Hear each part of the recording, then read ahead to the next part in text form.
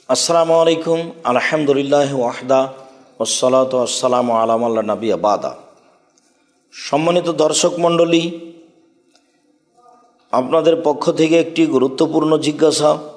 মসজিদের ভিতরে খতিবের বাম পাশে দাঁড়িয়ে আজান দেওয়া ঠিক হবে কি?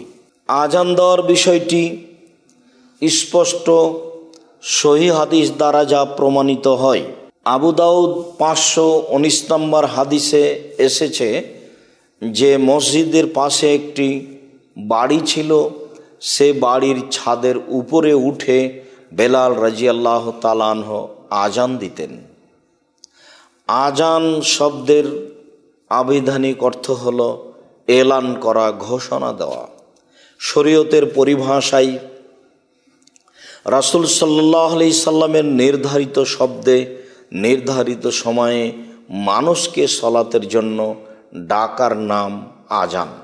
আজান এমন একটি জায়গায় হওয়া উচিত যেখানে আজানের শব্দটি দূরে যাবে, পাশের মুসল্লিরা শুনতে পাবে, যা আবু দাউদের 519 নম্বর হাদিস হতে প্রমাণিত হয়। কেননা পাশে একটি বাড়ি ছিল, সে বাড়ির ছাদের উপরে উঠে বেলাল রাদিয়াল্লাহু তাআলা আনহু আজান দিতেন। এটাই প্রমাণ করে যে আজানের কণ্ঠ যেন দূরে যায়। অতএব মসজিদের বাইরে কোনো উঁচু স্থান হতে অথবা মিনারে উঠে একটা জায়গা থেকে আজান দিবে যে আজানের কণ্ঠ দূরে চলে যাবে। এখন তো আর তেমন ব্যবস্থা মানুষ প্রয়োজন মনে করে না। যান্ত্রিক যুগ, যন্ত্রের মাধ্যমে, মাইকের মাধ্যমে মানুষ আজান দেয়, আর আজানের শব্দ দূর থেকে দূরে চলে যায়।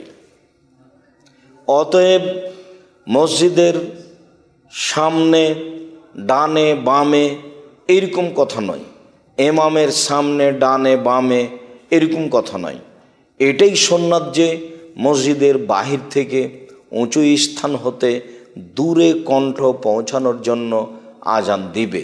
তা যদি সহজ সম্ভব না হয় তাহলে যেখানে দাঁড়িয়ে আজান দিলে সহজ হবে, দূরে শব্দ পাঠানো সম্ভব হবে, এরকম জায়গা থেকেই আজান দিতে হবে। এটাই সুন্নাত। জায়গা খাস করে, ইমাম খাস করে আজান দিতে হবে তা নয়।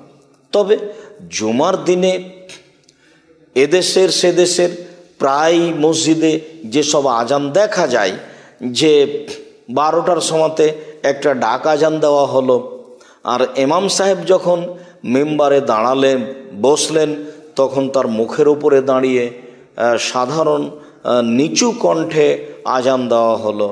এই আজান আসলে আজান নয়।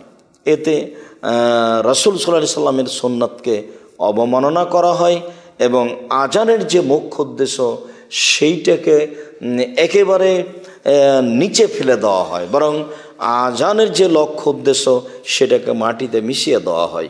অতএব এইভাবে আজান দেওয়া যাবে না। আমরা তো মনে করি হাদিস পেশ করে যে জুমার দিনে একটাই আজান দিবে, একটাই আজান দেওয়াই সুন্নাত। যদি মানুষ কোনো কারণবশত উসমান রাদিয়াল্লাহু তাআলা আনহুর ইজতিহাদকে গ্রহণ করেন, দিয়ে 2 আজান দেওয়া প্রয়োজন মনে করেন, তাহলে অবশ্যই এমন এক স্থান থেকে আজান দিবেন যে আজান দূরের মানুষ শুনতে পাবে, আর এমন কণ্ঠে আজান দিতে হবে যেই কণ্ঠ দূর থেকে দূরে চলে যাবে। ইমামের সামনে দাঁড়িয়ে নিচু কণ্ঠে আজান দিবে, এটা তো রাসূলের সুন্নাতকে অপমান করা, এটা আজানের মান মর্যাদাকে ক্ষুণ্ণ করা। আল্লাহ সঠিক বুঝার তৌফিক দান করুক এবং সঠিকটা জাতির সামনে পেশ করার তৌফিক দান করুক। এটাই আমরা আন্তরিকভাবে তাদের জন্য আল্লাহর দরবারে কামনা করি। সম্মানিত দিনী ভাই বোন, বিষয় যে আশা যে আমরা বিষয়টি আপনাদের কাছে স্পষ্ট করতে পেরেছি। যে কোনো স্থান থেকে আজান দিবে, উঁচু জায়গা থেকে, মসজিদের ভিতর থেকে বাহির থেকে কথা নয়, দূরে কণ্ঠ পৌঁছাতে পারলেই হবে। তবে রাসূল সাল্লাল্লাহু আলাইহি সাল্লামের যুগে এরকম ব্যবস্থা ছিল না। দূরে কণ্ঠ পৌঁছানোর জন্য পাশের বাড়ির উপরে গিয়ে, ছাদের উপরে গিয়ে বেলাল রাদিয়াল্লাহু তাআলা আনহু আজান দিতেন। আল্লাহু আ'লাম বিস-সাওয়াব ওয়া সাল্লাল্লাহু আলা নবী ওয়া সাল্লাম। আসসালামু আলাইকুম ওয়া রাহমাতুল্লাহ।